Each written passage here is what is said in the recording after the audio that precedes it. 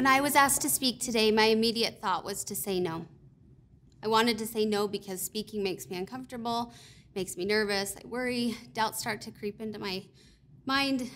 The reality is that I get asked to speak a lot. As a young mom of 3 with cancer, I get asked to speak a lot about adversity. I've learned that speaking is part of the battle with cancer. I believe that if we step outside our comfort zone, the Lord can do miraculous things with us. I'm hoping that through my words today, you will leave here eager to live your lives. The funny thing about cancer is it's never part of anyone's plan. Cancer doesn't care how old you are. It doesn't care if you're rich or you're poor, if you have health insurance or not, if you're a busy mom of 3, or if you even feel strong enough to battle it. There's never a convenient time to get cancer. Yet everyone that I know, when they get cancer, they rise up to the challenge. This disease does not define us. It refines us into someone we never could have imagined we'd become. My story starts 2 years ago. I had left my career to be a stay-at-home mom. My youngest was 10 months old. I felt tired, but what mom doesn't? My husband was working wildland fires on an average of 80 hours a week, so a lot of the burden fell on me. It was especially busy that summer.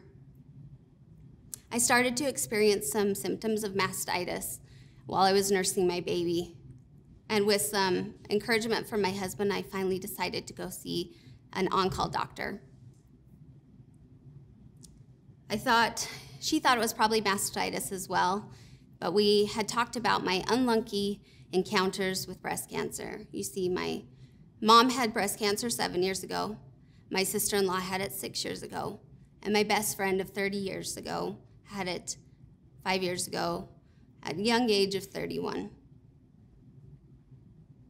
I knew it just couldn't happen to me. I had been through all of it with them, but there was a thing in my mind that said it might be.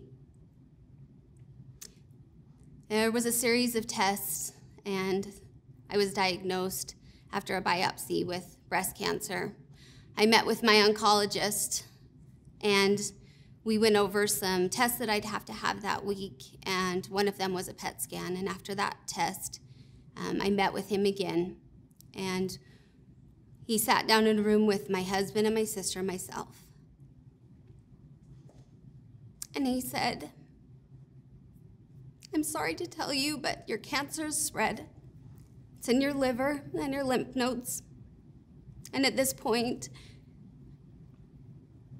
it has become no longer curable." I stopped him there and I looked at my husband. He hadn't been with me at many of the appointments, and I knew he was going to have a hard time processing this. And I looked at him and I said, "Do you know what this means?" And he looked at me and said, "No." And I said, "This means this is terminal." At that point, all of our lives had changed. It was no longer the same for me. I wasn't running a long-distance race. It became very short. Every plan that we had created for our family disappeared. I tried to process that my life expectancy would be 2 to 5 years, that I'd be in treatment for the rest of my life, that I would never hear the words remission or cured. It was heavy. We grieved, and there were many tears. As I told my children, my family and friends, there were more tears. You see, this disease is not an individual disease. It did, will, and always will affect my family. Cancer can feel isolating. Don't let it. Cancer can heal broken relationships and foster new ones. Cancer has become a blessing in my life. During the first few months of treatment, my trial was very visible. A bald head is a dead giveaway. I often caught strangers smiling and holding doors for me, so it was easy for me to share my story. Having cancer gave me the courage to talk to anyone. I had so many moments of love and connection.